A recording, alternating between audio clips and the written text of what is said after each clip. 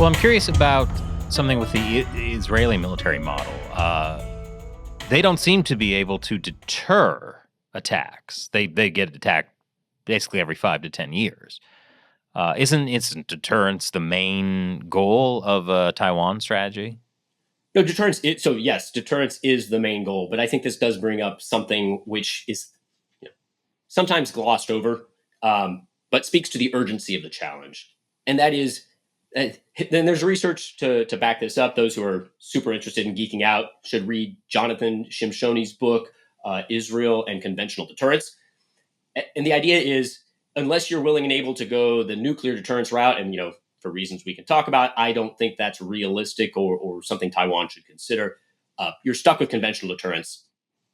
The problem with conventional deterrence is, in order for that posture to deter, you got to send signals. You got to tell the other side what you're going to be capable of doing to them. The problem is, when you send those signals, you're giving the other side information about your defense posture. And so, provided that the other side has enough time, it will almost always be able to find a way to engineer around your deterrence posture. And so this is why I worry a great deal. In the near term, it's not that hard for the PLA to find a way to engineer around Taiwan's existing defense posture. But even in the longer term, and I've had this conversation with Taiwanese counterparts, I think there's this sense that there's some magic mixture of weapon systems and explicit security agreements from the US that will simply cause China to never be a problem again, that this is a finite problem for a finite duration. And the point I keep trying to impress is, this is more likely than not a generational challenge or beyond. This is something that's going to be going on for a really long time. And even if Taiwan embraces what I see as being a more realistic, asymmetric, conventional defense posture, at some point in the indefinite future, the Chinese will find a way to engineer around that, and Taiwan's going to have to reorient again. So in my estimation, this is about public willpower. This is about political leadership and a willingness to say, we're in it for as long as it possibly takes. So how did, to go back to Israel, how did Hamas engineer around Israel's defense posture? Because Israel, again, great military, highly trained. They've got the Iron Dome. Hamas surprise attack, and they completely got around it. I mean, obviously they're facing consequences for that, but how did they do that on October 7th? Yeah, so I think 2 points are in order. The first is that deterrence is always a function of the one you're trying to deter's pain threshold. And if at the end of the day, the side you're trying to deter says, I accept those consequences, I accept this price, you're never going to be able to deter them, because they're going to be willing to take that pain. And this is why conventional capabilities usually are never enough on their own, and the nuclear piece ends up having to come into the conversation if you really, really want to have a foolproof way to keep the other side from attacking. The second piece of this, though, speaking to Hamas and a lot of Israel's preparations, and you mentioned Iron Dome, Israel went high end. And my understanding is Iron Dome, high-tech, sophisticated surveillance systems, the ability to intercept communications. It did a great job at the higher ends of the conflict spectrum.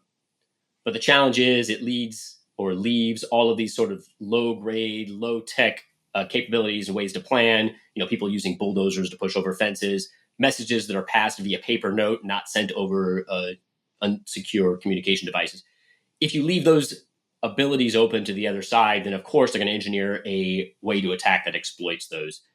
And so for Taiwan, I think the lesson is this ability to be prepared for an attack that unfolds in a way that you don't expect, and for China to do things that are going to surprise you. So there's so much talk about deterring China from invading. Is there a way to take the fight to the CCP, to actually weaken the CCP so they're unable to mount an assault? Yeah, no, I think this is a very useful thing to bring up. So I always like in my presentations to quote Dr. Richard Bush, former chairman of the American Institute Taiwan, who likes to say cross-strait relations are fundamentally a political problem with a military dimension. And for obvious reasons, we've been very focused on the military dimension. I in particular think we need to, because I don't see a political solution forthcoming, which means the military solution becomes more and more tempting for the other side. But at the end of the day, we are going to, if we're going to avoid war, going to have to find a way around this political impasse. By the same token, I think there are ways to put pressure on the CCP, on the Chinese government, on the Chinese people, In order to convince them in the long run, it is better off for them to seek a political solution than a military one. My fear, though, is because the military challenge is so daunting, and as we've discussed, there are so many potential options for Xi that he could use to exploit, that it becomes tempting to think that there is a purely political or purely economic solution, and we can just bypass all this nasty, let's get Taiwan to do all these things Taiwan doesn't want to do. And at least in my estimation, the more pressure we put on the CCP to take the fight to them without making sure that Taiwan is ready for a worst case scenario, the more tempting it becomes actually for Beijing to say, listen, there's the front door, let's just bust right through it to avoid this pressure and solve the problem once and for all. So in my view, we should be exploring every possible creative aspect to put economic and political and diplomatic and cultural and informational pressure on the Chinese government, the CCP. But none of this is going to work, and it may even backfire on us if we are not simultaneously pushing Taiwan to do everything that it can to just make sure that that front door is solidly shut. Well, besides the U.S. trying to squeeze China, for instance, economically, if they're spending $700 billion on their military, definitely cutting off their access to some of that money could be very useful. But that's still the U.S. taking initiative. Is there anything Taiwan can do to take the initiative? In my view, I think Taiwan is probably doing about everything that it can. President Tsai had her southbound policy in which she was trying to, number one was don't be economically dependent on Beijing. But that's easier said than done. And to give credit where credit's due, I do think the DPP has made a concerted effort to begin to find new ways to diversify its economic reliance on the region in the United States. That will bear fruit. But in my view, there's probably nothing that Taiwan can do or that the U.S. could push Taiwan to do that would possibly solve this problem short of political capitulation for all sorts of reasons. I don't think that's what Taiwan should be doing and what we should be pressuring Taiwan to do. In my estimation, focusing Taiwan on the one thing that it can do, which is improve its defenses, to give us time in a worst case scenario, that's most likely to deter Xi from trying to exploit a military solution. And some of these larger things, these larger approaches, really will fall, I think, quite heavily on Washington. One of the challenges is, of course, I think not just Washington, but our allies around the world and in the region. And that itself could prove trickier because getting Japan and South Korea to change some of their dependency on Chinese markets, again, easier said than done. What are the things that Washington should be doing to pressure Taiwan, and what should Washington be getting Taiwan to do? Sure. So I think there are a few things that Washington should be doing immediately. The first is we should be putting conditions and strings on any aid packages, whether those be FMS sales, FMF grants, or presidential drawdown authorizations. All of those should be structured not as blank checks, but as quid pro quo arrangements, making crystal clear, and maybe this is made public, maybe this is made private. There are arguments for both. Making it clear, though, to the Taiwanese leadership that you're only going to get these things if you are making both the changes we want, but also meaningful progress. Which leads to my second. The U.S. has just got to do a better job of actually monitoring follow through. It is too easy to tell, I think, Washington what it wants to hear, get Washington to just worry about other things.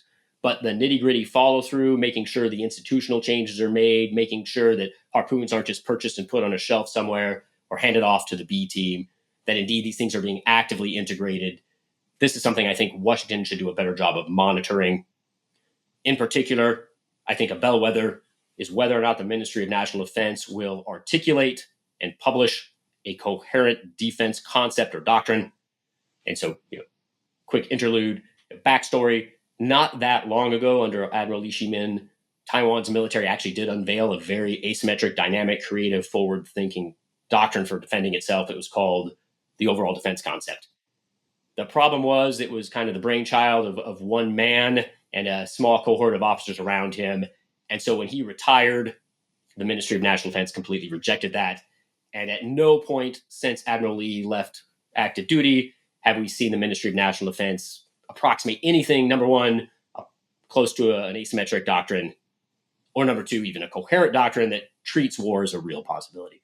So actually seeing the Ministry of National Defense roll something out and then take the steps to integrate that with its training, with its preparations, with its acquisitions, those I think would be important indicators along those lines.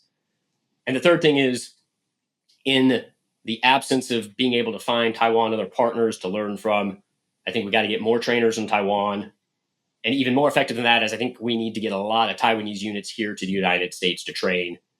I think the benefit of getting whole units to train in the U.S. is twofold. Number one, it gets them away from Taiwanese leadership, which means a big piece of training them to fight is to train them to make their own decisions. That's really hard in a top-heavy organization with a lot of generals and admirals running around. So getting them to the United States, getting lower-level leaders in a position, in a place where they can train and they can make mistakes and feel comfortable making mistakes, that's key. And I think number two, if you bring them to the United States, it is less politically contentious because that's not U.S. boots in Taiwan, that's Taiwanese boots over here. And it also kind of keeps them out of the limelight, which should keep the PLA guessing.